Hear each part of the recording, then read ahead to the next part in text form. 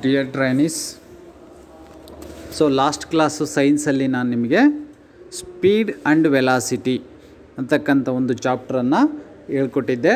ಅದರಲ್ಲಿ what is the definition of speed, what is the definition of velocity, acceleration ಅಂದ್ರೇನು, retardation ಅಂತಂದ್ರೇನು, Newton's first law ಏನು ಹೇಳುತ್ತೆ, second ಲಾ ಏನು ಹೇಳುತ್ತೆ, ಥರ್ಡ್ ಲಾ ಏನು ಹೇಳುತ್ತೆ. ಇವು ಭಾಳ ಇಂಪಾರ್ಟೆಂಟ್ ಆಗಿರ್ತಕ್ಕಂಥ ಡೆಫಿನೇಷನ್ಗಳು, ನೆನಪಲ್ಲಿ ಇಟ್ಕೊಂಡಿರಬೇಕು. ನೆಕ್ಸ್ಟ್ ಕೆಲವೊಂದು ಫಾರ್ಮುಲಾಗಳನ್ನು v is equal to u plus a t, a is equal to v minus u divided by t, s is equal to u t plus of a t square. So ಇವೆಲ್ಲವೂ ಫಾರ್ಮುಲಾಗಳನ್ನು ಹೇಳಿದ್ದೆ. ಅದರ ಬೇಸಿಸಿನ ಮೇಲೆ ಕೆಲವೊಂದು ಪ್ರಾಬ್ಲಮನ್ನು ಇವತ್ತಿನ ಕ್ಲಾಸಲ್ಲಿ ಸಾಲ್ವ್ ಮಾಡೋಣ. So ಮೊದಲನೇ problem, a body travels a distance of 168 metre in a straight line in 21 seconds. What is the velocity of a body it will travels? So ಈಗೊಂದು ನೀವು ಕಲ್ಲನ್ನು ಒಸಿದ್ರೆ 21 ಸೆಕೆಂಡಿನಲ್ಲಿ 168 ಮೀಟರ್ ದೂರದಲ್ಲಿ ಬಿದ್ದಿರುತ್ತದೆ.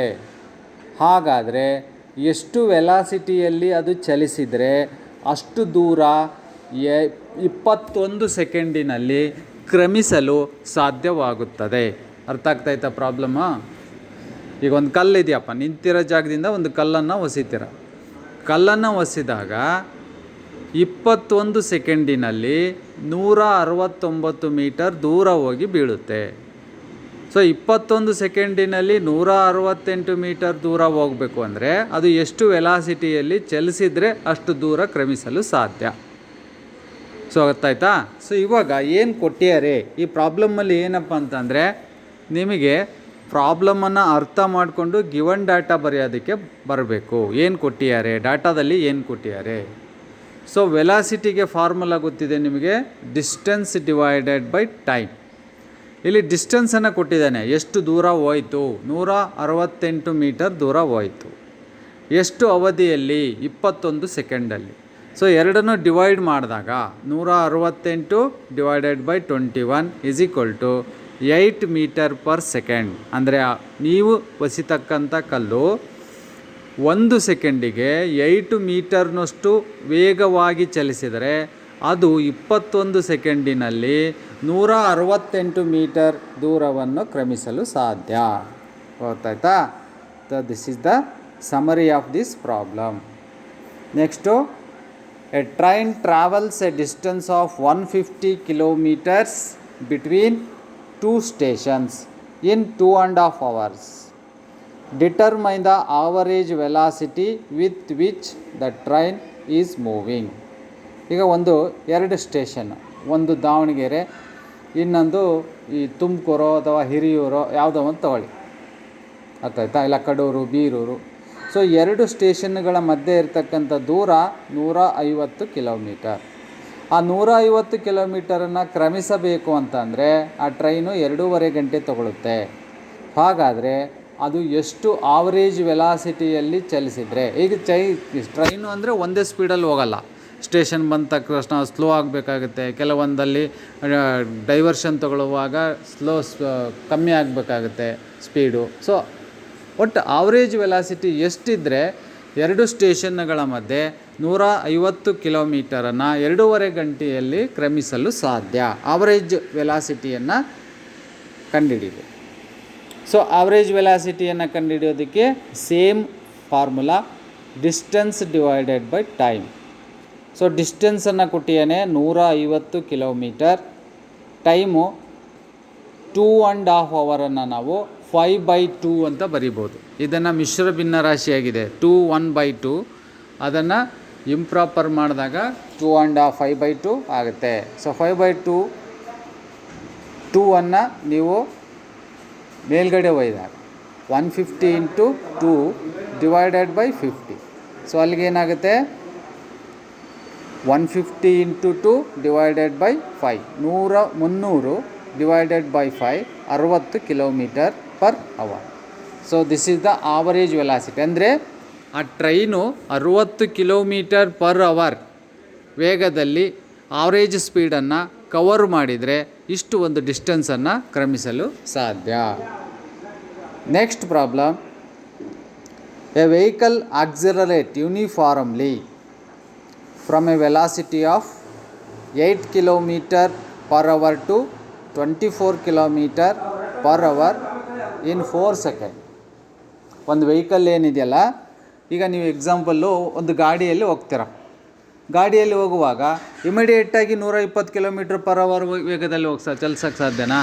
ಸೊ ಸ್ಟಾರ್ಟಿಂಗಲ್ಲಿ ಫಸ್ಟ್ ಗೇರಿಗೆ ಹಾಕಿದಾಗ 20 ಕಿಲೋಮೀಟ್ರ್ ಒಳಗಡೆ ಇರುತ್ತೆ, ಸೆಕೆಂಡ್ ಗೇರಲ್ಲಿ 30 ಕಿಲೋಮೀಟ್ರ್ ಒಳಗಡೆ ಇರುತ್ತೆ, ಥರ್ಡ್ ಗೇರಲ್ಲಿ 60 ಕಿಲೋಮೀಟ್ರ್ ವೇಗದಲ್ಲಿರುತ್ತೆ. ಸೊ ಆ ರೀತಿಯಾಗಿ ಇಲ್ಲೊಂದು ವೆಹಿಕಲ್ಲನ್ನು ನಿಧಾನವಾಗಿ ಆಕ್ಸಿಲರೇಟ್ ಮಾಡ್ತಾ ಇದ್ದಾರೆ. 8 km/h ಇಂದ 24 km/h. ಸೊ ಅದನ್ನು ಆಕ್ಸಿಲರೇಟನ್ ಮಾಡೋದಕ್ಕೆ ಅವ್ರು ತೊಗೊಳ್ತಕ್ಕಂಥ ಅವಧಿ 4 ಸೆಕೆಂಡ್. ಹಾಗಾದರೆ determine the acceleration and also distance travelled by it during the time.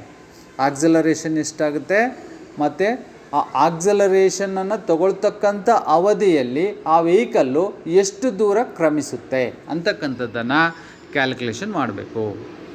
ಈ ಪ್ರಾಬ್ಲಮ್ಗಳಲ್ಲಿ ಮುಖ್ಯವಾಗಿ ಏನಪ್ಪ ಅಂತಂದರೆ, ಏನು ಡಾಟಾ ಕೊಟ್ಟಿದ್ದಾರೆ ಅದನ್ನು ನೀವು ಫೈಂಡ್ ಔಟ್ ಮಾಡಬೇಕು.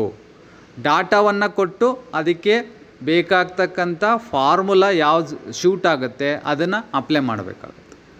ಸೊ ಇಲ್ಲಿ ವೆಹಿಕಲ್ ಸ್ಟಾರ್ಟ್ ಆಗ್ತಕ್ಕಂಥದ್ದು 8 km/h ಸ್ಪೀಡಲ್ಲಿ ಅದು ಸ್ಟಾರ್ಟ್ ಆಗುತ್ತೆ. ಅದು ಇನಿಷಿಯಲ್ ವೆಲಾಸಿಟಿ ಅಂತ ಕರಿತೀವಿ ನಾವು. ಇನಿಷಿಯಲ್ ವೆಲಾಸಿಟಿ ಎಷ್ಟಿದೆ? 8 km/h.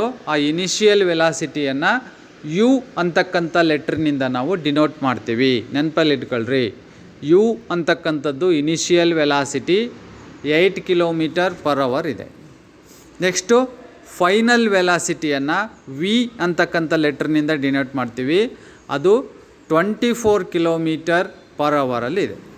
ಸೊ ಇಲ್ಲಿ ಆಕ್ಸಿಲರೇಷನನ್ನು ಕಂಡುಹಿಡಿಬೇಕು ಅಂದರೆ ನಮಗೆ 2 ಫಾರ್ಮುಲಾ ಇದೆ. A = v - u / t.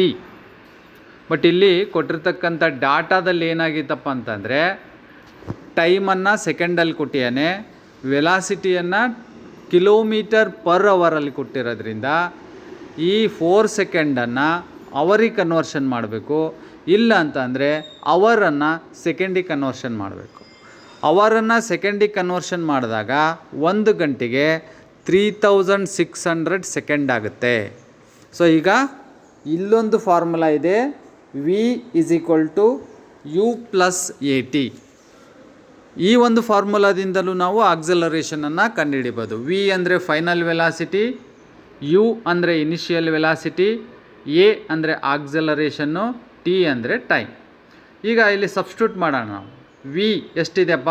24 km/h ಇದೆ. ಓಕೆ. ನೆಕ್ಸ್ಟು ಯು ಎಷ್ಟಿದೆ? 8 km/h ಇದೆ. Plus A is A unknown quantity, ಹಾಗೆ ಬರ್ಕೊಳ್ಳಿ, ಇಂಟು 4 ಸೆಕೆಂಡ್. ನೆಕ್ಸ್ಟು ಈ 8ಅನ್ನು ಲೆಫ್ಟ್ ಸೈಡ್ ತೊಗೊಂಡು ಬಂದಾಗ 24 - 8 = 16 km/h ಆಯಿತು.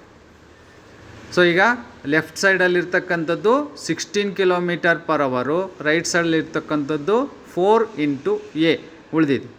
ಹೌದಾ? ಈಗ ನಮಗೆ ಆಕ್ಸಿಲರೇಷನ್ ಬೇಕು, ಎ ಬೇಕು ಅಂತಂದರೆ ಇಲ್ಲಿ 16 km/h ಮೀಟರ್/ಸೆಕೆಂಡ್ ಮಾಡಬೇಕು. ಯಾಕೆಂದರೆ ಇಲ್ಲಿ ಟೈಮನ್ನು ಸೆಕೆಂಡಲ್ಲಿ ಕೊಟ್ಟಿಯಾನೆ. ಟೈಮನ್ನು ಸೆಕೆಂಡಲ್ಲಿ ಕೊಟ್ಟಿರೋದ್ರಿಂದ ಇಲ್ಲಿ ನಾವು 16 km/h ಮೀಟರ್/ಸೆಕೆಂಡಿಗೆ ಮಾಡಿದಾಗ 1 ಕಿಲೋಮೀಟರ್ಗೆ ಎಷ್ಟಾಗುತ್ತೆ? 1 km = ಎಷ್ಟು? 1000 ಮೀಟರ್. ಅಲ್ಲಿಗೆ 16 km = 16,000 ಮೀಟರ್ಸು. 1 ಅವರ್ಗೆ 3600 ಸೆಕೆಂಡು ಇಂಟು ಈ ಒಂದು 4 ಸೆಕೆಂಡನ್ನು ಮಲ್ಟಿಪ್ಲಿಕೇಶನ್ ಮಾಡಬೇಕು. ಅಂದರೆ 16,000 / 12,000 ಮಾಡಿದಾಗ ಎಷ್ಟು ಬರುತ್ತೆ ನಮಗೆ? 4.44 ಬರುತ್ತೆ. ಇದು 4a = ಸೊ ಹಾಗಾದ್ರೆ ಆಕ್ಸಿಲರೇಷನ್ ಬರೇ ಎ ಎಷ್ಟು ಬರುತ್ತಪ್ಪ ಅಂತಂದರೆ 1.1 m/s². This is a way of calculating the acceleration. ಹಾಗಾದರೆ ಡಿಸ್ಟೆನ್ಸ್ ಟ್ರಾವೆಲ್ಡನ್ನು ಕ್ಯಾಲ್ಕುಲೇಷನ್ ಮಾಡಬೇಕು ಅಂದರೆ 4 × a. 4 into a is equal to 1.1 ಎರಡು ಮಲ್ಟಿಪ್ಲಿಕೇಶನ್ ಮಾಡಿದರೆ 4.4. ಸೊ ಈ ಆಕ್ಸಿಲರೇಟ್ ಮಾಡ್ತಕ್ಕಂಥ ಅವಧಿಯಲ್ಲಿ 8 ಕಿಲೋಮೀಟರ್ ಪರ್ ಅವರಿಂದ 24 ಕಿಲೋಮೀಟರ್ ಪರ್ ಅವರಿಗೆ ಅದು ಆಕ್ಸಿಲರೇಟ್ ಮಾಡ್ತಕ್ಕಂಥ ಅವಧಿಯಲ್ಲಿ 4.4 ಮೀಟರ್ನಷ್ಟು ಅದು ಡಿಸ್ಟೆನ್ಸನ್ನು ಕವರ್ ಮಾಡಿರುತ್ತೆ. Okay, next problem. A car moving with a velocity of 50 kilometer per hour is brought to rest in 45 second. Find out the retardation. So retardation is a negative velocity. ನಾವು ಎಲ್ಲಿ ಬ್ರೇಕನ್ನು apply ಮಾಡ್ತೇವೋ ಅದಕ್ಕೆ ನಾವು negative ರಿಟಾರ್ಡೇಷನನ್ನು ತೊಗೊತೀವಿ. ಒಂದು ಕಲ್ಲನ್ನು ಮೇಲಕ್ಕೆ ಎಸೆದಾಗ ಅದು final velocity 0 ಆಗುತ್ತೆ. ಯಾವುದಕ್ಕೆ ಫೈನಲ್ ವೆಲಾಸಿಟಿ 0 ಆಗುತ್ತೋ ಅದನ್ನು ನಾವು ರಿಟಾರ್ಡೇಷನ್ ಅಂತ ಕನ್ಸಿಡರ್ ಮಾಡ್ತೀವಿ. ಸೊ ಈಗ initial velocity 50 kilometer per hour ಇದೆ, final velocity 0 kilometer per hour ಇದೆ. ಯಾಕೆ ಅಂತಂದರೆ ನಾವು ಬ್ರೇಕನ್ನು ಅಪ್ಲೈ ಮಾಡಿದ್ದೀವಿ. ಓಕೆ, ಅದನ್ನು ವೆಹಿಕಲನ್ನು ಸ್ಟಾಪ್ ಮಾಡ್ತಾಯಿದ್ದೀವಿ. ಹಾಗಾದರೆ ರಿಟಾರ್ಡೇಷನನ್ನು ಕಂಡುಹಿಡಿಯೋದಕ್ಕೆ ಇಲ್ಲೊಂದು ಫಾರ್ಮುಲಾ ಇದೆ. V is equal to u minus a t. V ಅಂದರೆ ಫೈನಲ್ ವೆಲಾಸಿಟಿ, ಯು ಅಂದರೆ ಇನಿಷಿಯಲ್ ವೆಲಾಸಿಟಿ, ಎ ಅಂದರೆ ಆಕ್ಸಲರೇಷನ್ನು, ಟಿ ಅಂದರೆ ಟೈಮ್. ಹಾಗಾದರೆ ಇದು ಎ ಟಿಯನ್ನು ನಾವು ಲೆಫ್ಟ್ ಸೈಡ್ ತೊಗೊಂಡಾಗ u is equal to a t ಆಗುತ್ತೆ. U is equal to a t ಆಗುತ್ತೆ. ಆಗ ನಮಗೆ ಎ ಬೇಕಲ್ಲ, ಈಗ a is equal to u divided by t. So a is equal to u divided by t. So ಇಲ್ಲಿ u ಎಷ್ಟಿದೆ ನಮ್ಮದು, ಇಲ್ಲಿ ನೋಡ್ಕೊಳ್ರಿ ಗಿವನ್ ಡಾಟಾದಲ್ಲಿ 50 ಕಿಲೋಮೀಟರ್ಸ್ ಪರ್ ಅವರ್ ಇದೆ, ಡಿವೈಡೆಡ್ ಬೈ ಟೈಮ್ 48 ಸೆಕೆಂಡ್ ಇದೆ. ಸೊ ಡಿವೈಡ್ ಮಾಡಿದಾಗ ಯು ಡಿವೈಡೆಡ್ ಬೈ ಟಿ 13.88. ಏನಿದೆ 13.88? ಇದು 50 ಕಿಲೋಮೀಟರ್ ಪರ್ ಅವರ್ ಇರೋದನ್ನು ಮೀಟರ್ ಪರ್ ಸೆಕೆಂಡ್ ಮಾಡಬೇಕು. 50 ಕಿಲೋಮೀಟರ್ ಪರ್ ಅವರನ್ನು ಮೀಟರ್ ಪರ್ ಸೆಕೆಂಡ್ ಮಾಡಿದಾಗ 1000 ಡಿವೈಡೆಡ್ ಬೈ 3600 ಮಾಡಿದ್ರೆ ಇದನ್ನು 50 ಇಂಟು 5 ಡಿವೈಡೆಡ್ ಬೈ 18 ಮಾಡಿದಾಗ 13.388 ಬರುತ್ತೆ. ಆ ವ್ಯಾಲ್ಯೂವನ್ನು ಇಲ್ಲಿ ಸಬ್ಸ್ಟಿಟ್ಯೂಟ್ ಮಾಡಿ ಡಿವೈಡೆಡ್ ಬೈ 45 ಮಾಡಿದಾಗ 0.3 meter per second square. This is the retardation. So ರಿಟಾರ್ಡೇಷನ್ನು ನಮ್ಮದು ಇಷ್ಟು ಬರುತ್ತೆ. Okay, this is the way of calculating the retardation. Next ಇನ್ನೂ ಒಂದು ಪ್ರಾಬ್ಲಮ್ಮು. ಇಲ್ಲ ಅಂದರೆ ನೀವು ಹಿಂಗೂ ಮಾಡ್ಬೋದು. ಈ 5 ಕಿಲೋಮೀಟರ್ ಪರ್ ಅವರ್ ಇದೆಯಲ್ಲ, ಇದು 50 ಕಿಲೋಮೀಟರ್ ಪರ್ ಅವರ್ ಇದೆಯಲ್ಲ, ಇದನ್ನು 50,000 ಡಿವೈಡ್ ಬೈ 3600 ಮಾಡಿದರೆ ಎಷ್ಟು ಬರುತ್ತೆ ನಿಮ್ಮದು? ಇದನ್ನು ಮಾಡ್ಕೊಳ್ರಿ. ಫಸ್ಟು ಮಾಡ್ಕೊಂಡಾಗ ಆ ವ್ಯಾಲ್ಯೂ ಬರುತ್ತಲ್ಲ, ಆ ವ್ಯಾಲ್ಯೂವನ್ನು ಇಲ್ಲಿ ಸಬ್ಸ್ಟಿಟ್ಯೂಟ್ ಮಾಡಿದರೆ ನಿಮ್ಗೆ ಆನ್ಸರ್ ಬರುತ್ತೆ. ನಿಮಗೇನಾದರೂ ಡೌಟ್ ಇತ್ತು ಅಂದರೆ ಇಮಿಡಿಯೇಟಾಗಿ ಫೋನ್ ಮಾಡಿ ನಾನು ಕ್ಲಾರಿಫೈ ಮಾಡ್ತೀನಿ. Next, A body falling freely under the action of gravity reaches the ground in 1 second. Determine the height from which the body fell. Take G is equal to 9.81 meter per second square. ನೀವು ಹೆಲಿಕಾಪ್ಟರ್ನಲ್ಲಿ ಹೋಗ್ಬಿಟ್ಟು ಅಲ್ಲಿಂದ ಒಂದು ಕಲ್ಲನ್ನು ಹಾಕೋದು, ಅದು ಎಲ್ಲಿಗೆ ಬೀಳುತ್ತೆ? ನೆಲದ ಮೇಲ್ಗಡೆ ಬೀಳುತ್ತೆ. ಸೊ ಬೀಳುವಾಗ ಅದರ ಎಷ್ಟು ಹೈಟಿಂದ ಅದು ಬಿತ್ತು ಅಂತಕ್ಕಂಥದ್ದನ್ನು ಕ್ಯಾಲ್ಕುಲೇಷನ್ ಮಾಡಬೇಕು. ಎಷ್ಟು ಹೈಟಿನಿಂದ ಅದು ಬಿತ್ತು. A body falling freely under the action of gravity reaches the ground in 1 second. ಮೇಲ್ಗಡೆಯಿಂದ ಅವನು ಯಾವುದೋ ಒಂದು ಹೈಟಿಂದ ಮೇಲ್ಗಡೆಯಿಂದ ಒಂದು ಕಲ್ಲನ್ನು ಹಾಕ್ತಾನೆ. ಕಲ್ಲನ್ನು ಹಾಕಿದಾಗ ಅವನು ಹಾಕಿದಂಥ ಜಾಗದಿಂದ ಭೂಮಿಯನ್ನು ತಲುಪೋದಕ್ಕೆ 1 ಸೆಕೆಂಡ್ ಸಾಕೋದಕ್ಕೆ. ಹಾಗಾದರೆ ಅವನು ಎಷ್ಟು ಹೈಟಿಂದ ಕಲ್ಲನ್ನು ಹಾಕ್ತಾ ಇದ್ದಾನೆ? ಸೊ ಇಲ್ಲಿ ನಮಗೆ ಆ ಕಲ್ಲು ಎಷ್ಟು ವೇಗವಾಗಿ ಬರುತ್ತೆ ಅಂತಕ್ಕಂಥದ್ದು ಎದರ ಮೇಲೆ ಡಿಪೆಂಡ್ ಆಗಿರುತ್ತೆ ಅಂತಂದರೆ ಗ್ರಾವಿಟೇಷನ್ ಫೋರ್ಸಿನ ಮೇಲೆ ಡಿಪೆಂಡ್ ಆಗಿರುತ್ತೆ. ಭೂಮಿಯ ಗ್ರಾವಿಟೇಷನ್ ಫೋರ್ಸ್ ಮೇಲೆ ಡಿಪೆಂಡ್ ಆಗಿರುತ್ತೆ. ಭೂಮಿಯ gravitation force 9.81 meter per second square ಅಂತ. It is a constant value, ನೆನಪಲ್ಲಿ ಇಟ್ಕೊಳ್ರಿ. Acceleration due to gravity is equal to 9.81. It is a constant value. ಇದನ್ನು ಇಲ್ಲಿ ಅಪ್ಲೈ ಮಾಡಬೇಕಾಗುತ್ತೆ. ಓಕೆ,